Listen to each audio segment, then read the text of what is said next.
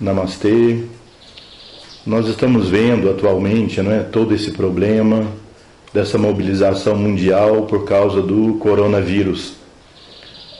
Então eu gostaria de falar para vocês um pouco sobre a minha experiência, a minha visão disso, como eu tenho coletado dados que são oficiais, dados científicos, associado com o que o Ayurveda também ensina sobre prevenção e tratamento.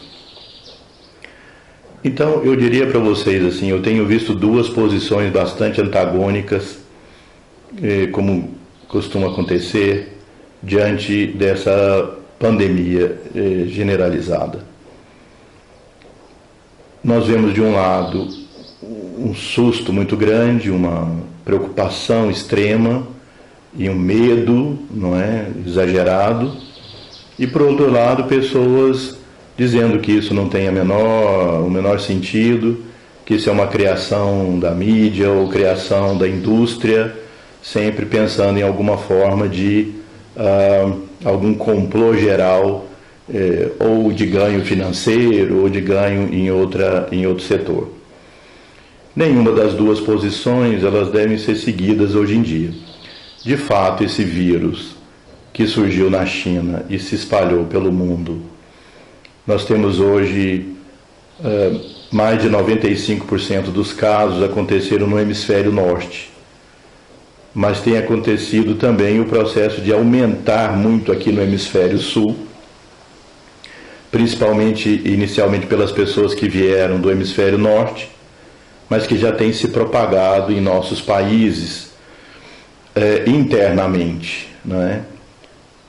Então, é um vírus que faz parte desse grupo de vírus da gripe, mas que tem uma característica muito interessante ou diferente, que é o fato de que ele pode se alojar na garganta e posteriormente ir para os pulmões e provocar uma pneumonia atípica que leva muita gente a uma insuficiência respiratória grave, necessitando internação em terapia intensiva e respirador. As estatísticas são um pouco flexíveis, entre 13% e 20% da população que adquire o vírus chega a esse quadro de insuficiência respiratória. Os outros vão ter um estado gripal comum, mas preocupado com esse grupo grande, porque o vírus se alastra de uma forma exponencial. É claro que nós temos outras doenças que matam muito. É claro que nós temos que preocupar com todas as doenças. É claro que tudo isso precisa ser visto. Mas essa epidemia, ou agora pandemia, ela de fato tem características próprias que exigem de nós uma grande atenção. E essa atenção é justamente porque quando esse vírus chega nos lugares, ele se dissemina rapidamente. E esse grupo que eu disse, de 13% a 20% da população, principalmente pessoas mais idosas, ou qualquer pessoa que tenha alguma doença que produza imunodeficiência, dificuldade de imunidade, pessoas enfraquecidas por qualquer outra doença, etc. Então, esse grupo tende a ter um grande número de tendências à insuficiência respiratória, por essa pneumonite que é atípica. E isso pode levar a uma imensa sobrecarga do sistema de saúde para atendimento de pessoas em UTI, em terapia intensiva, ou uma pessoa que precisa de um respirador. E esse foi o grande drama que nós vimos e pudemos detectar na China, em outros países e na Itália. A sobrecarga do sistema, com tanta gente chegando subitamente, em grande número, necessitando assistência hospitalar, e desse número, um certo número, necessitando de assistência de ventilação artificial, provocou o caos no sistema, nesses países. A ponto de que os nossos colegas médicos, na Itália, em outros lugares, terem que fazer escolhas que o número de respiradores era insuficiente para atender a todas as pessoas. E eles tiveram que fazer opções de faixa etária ou outras condições. Nós não queremos, obviamente, que essa situação chegue em nosso país e nem nenhuma outra parte do mundo, obviamente. Então, é compreensível que as autoridades sanitárias estejam fazendo esse processo de grande contenção da possibilidade das pessoas se aproximarem uma da outra. É correto, desse ponto de vista, com esse grande receio da incapacidade de qualquer sistema de saúde em qualquer parte do mundo atender a esse número de pessoas, subitamente, rapidamente. No Brasil, as autoridades sanitárias e médicas em várias partes do país têm aumentado temporariamente o número de leitos de UTI, que já é um número precário para as necessidades normais do país. Então seria absolutamente caótico e um grande sofrimento se isso se repetisse no Brasil, tal como aconteceu nesses outros países já. Como qualquer outra dessas pandemias, há uma tendência de um pico que dura um determinado tempo. Esse tempo não é muito previsível, mas a gente supõe que 1 ou 2 meses, não é, baseado no que aconteceu na China, onde o processo se expandiu rapidamente e depois entrou numa fase de equilíbrio, como qualquer outra epidemia sazonal. Nós não sabemos muito bem, não há como saber que evolução isso vai ter em países mais quentes como o Brasil, com o nosso inverno mais suave. De qualquer maneira, essas medidas devem ser implementadas imediatamente. As medidas de higiene, simples, como lavar sempre as mãos. O Ayurveda recomenda que a gente coloque uma gota de óleo de gergelim morno em cada narina. Aqueles que têm o Anutaila devem usar o Anutaila, uma gota em cada narina, para evitar que o vírus se aloje no nosso centro respiratório superior. Gargarejos com água morna e um pouco de sal, 2 vezes por dia. E, de fato, evitar, por algum tempo, aglomerado de pessoas.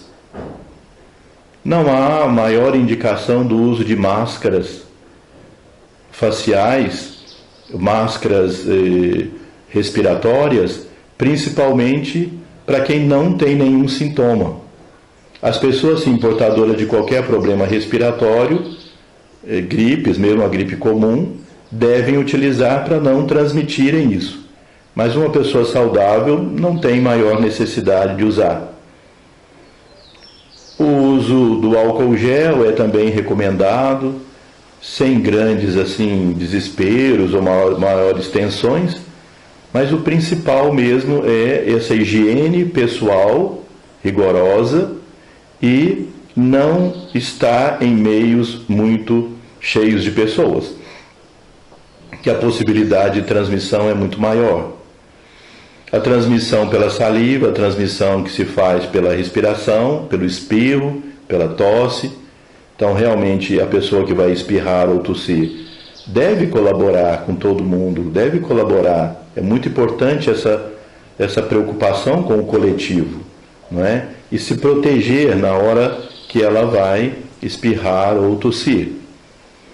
Também o Ayurveda recomenda o uso diário, obviamente, de uma dieta saudável, de preferência tudo cozido, fácil de ser digerido, manter o Agni bom, exposição ao sol é bastante importante, exposição da casa onde você mora ao sol, o seu escritório, os lugares onde você habita, é exposição o máximo possível ao sol, que é um grande protetor. Também o Ayurveda recomenda que as pessoas utilizem chá de ervas como gengibre e tulasi, que no nosso caso seria facilmente substituído pela alfavaca, o ósimo gratíssimo.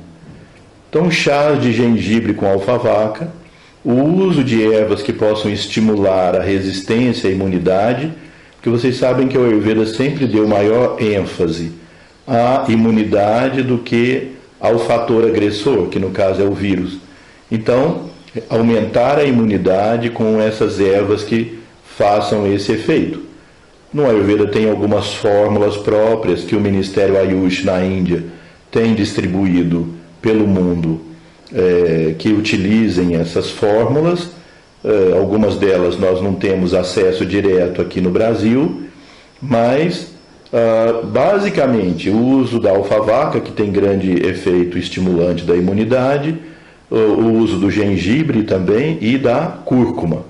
Esses são nossos 3 grandes companheiros nessa luta preventiva contra a virose ou qualquer outra infecção.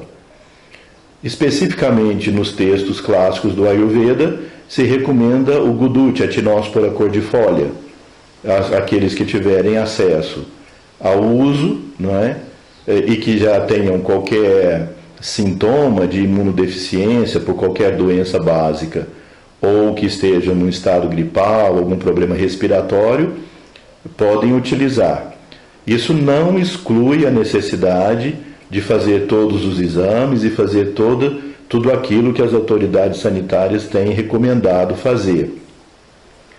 Então, nós devemos ter esses cuidados, sem alarme maior, mas também não subestimar esse momento que nós estamos vivendo, que é de grande preocupação e de grande atenção. Nossas orações, pedindo as bênçãos da divindade sobre todos nós, sempre que nós passamos por crises, são momentos também de transformação e evolução. Nossas orações também por todos os profissionais de saúde que trabalham em hospitais e centros de saúde, que vão receber e que têm recebido populações com suspeita dessa virose, que a divindade possa proteger a todos e cuidar de todos, e nosso agradecimento pelo empenho e pela dedicação de todos vocês.